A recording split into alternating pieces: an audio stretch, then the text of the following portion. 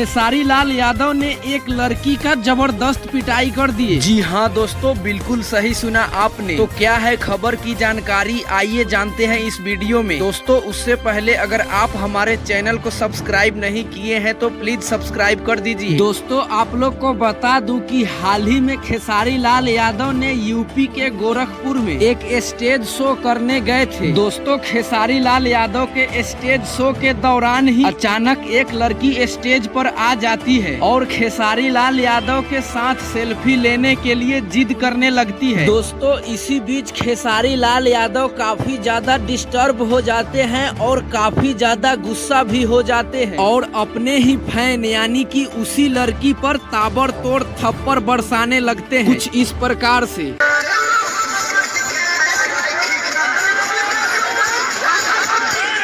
तो दोस्तों आप लोग को क्या लग रहा है, क्या खेसारी लाल यादव ने थप्पड़ मारकर सही किए या गलत? नीचे कमेंट करके जरूर बताएं। और ये हमारा वीडियो आप लोग को अच्छा लगा हो तो वीडियो को भी लाइक जरूर करें।